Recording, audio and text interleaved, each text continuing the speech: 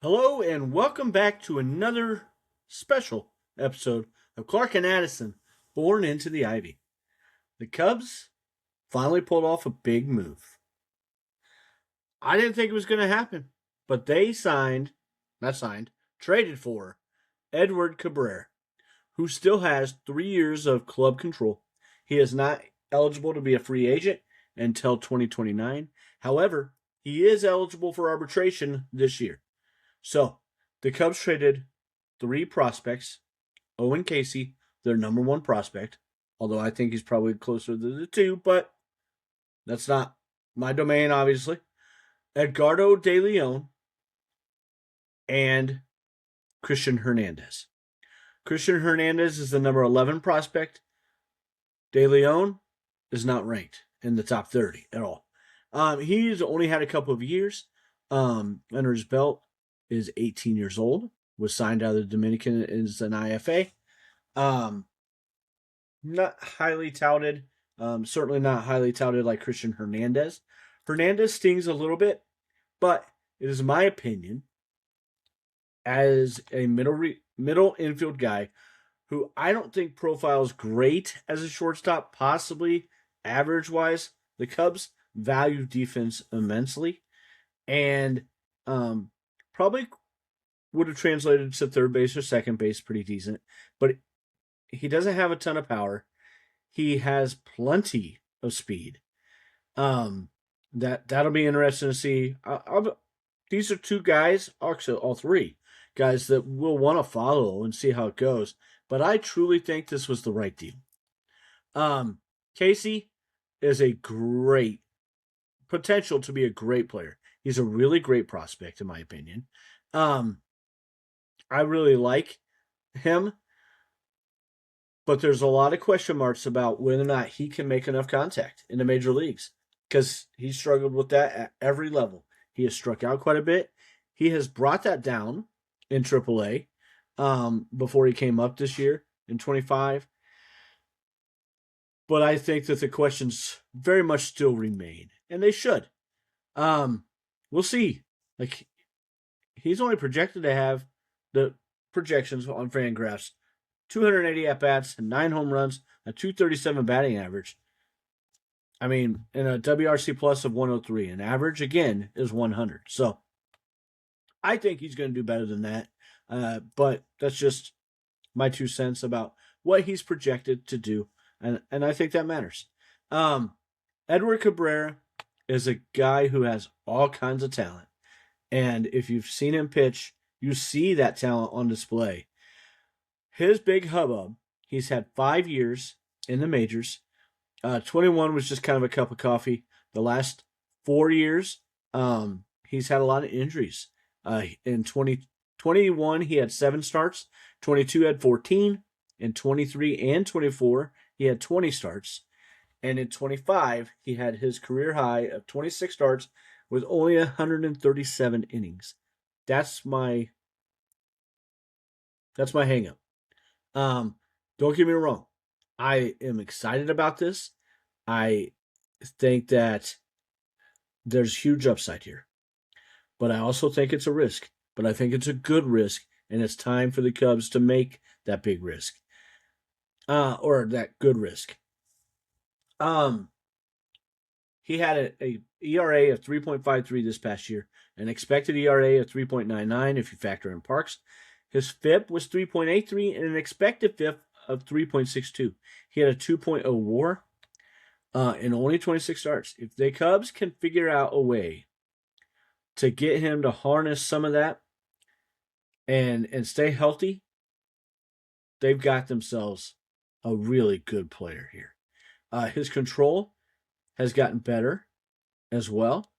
His walk rate in 21 was 15.8, and that has gone all the way down at 25. He had a walk rate of 25.3 with a strikeout rate of 25.8.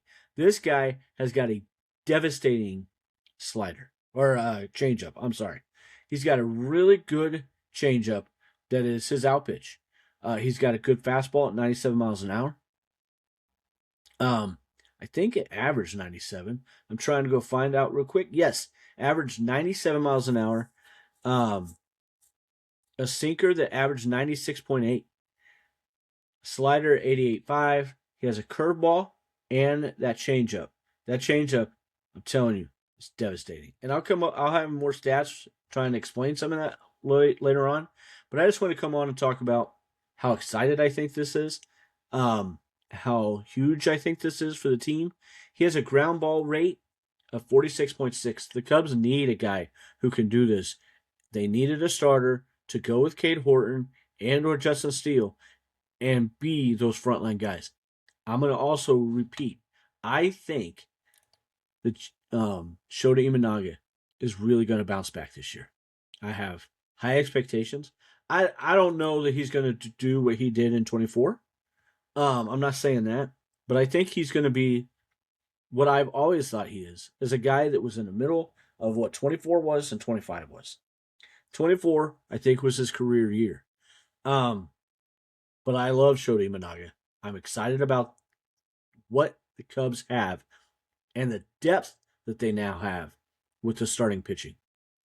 And I was shocked at what they had to give up.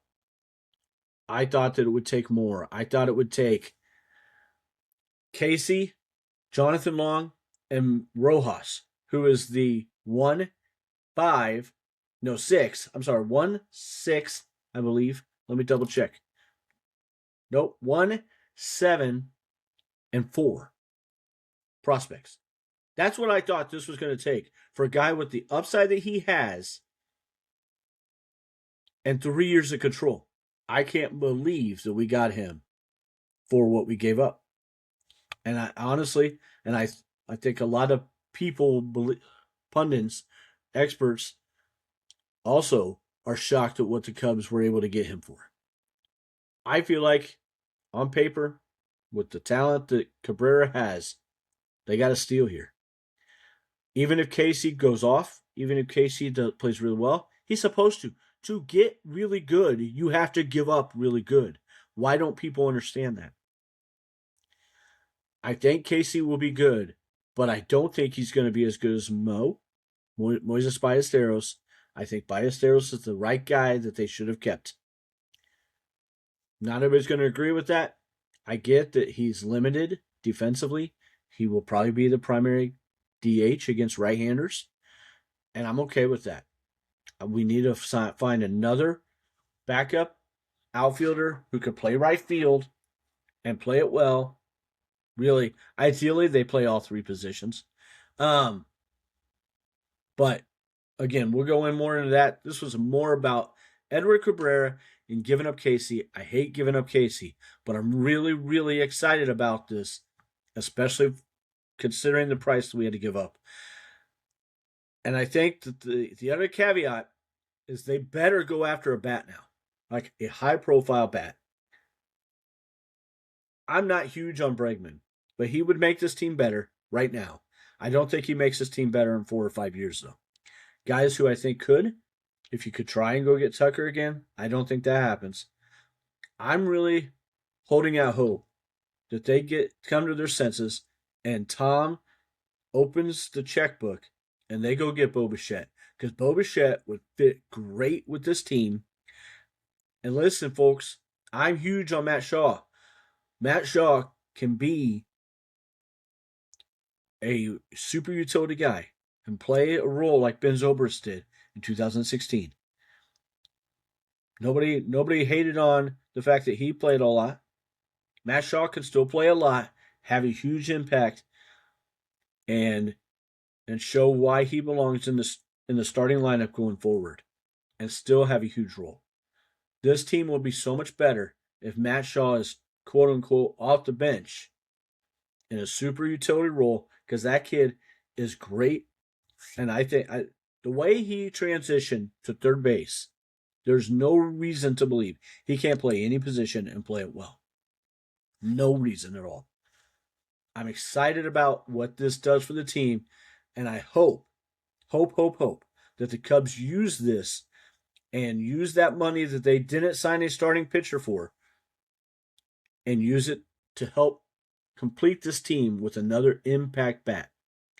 Holy crap, I'm excited about the possibility. Let's see if they do it. Tell me your thoughts, boys and girls. Leave some comments. Have a great day, and let's go Cubs.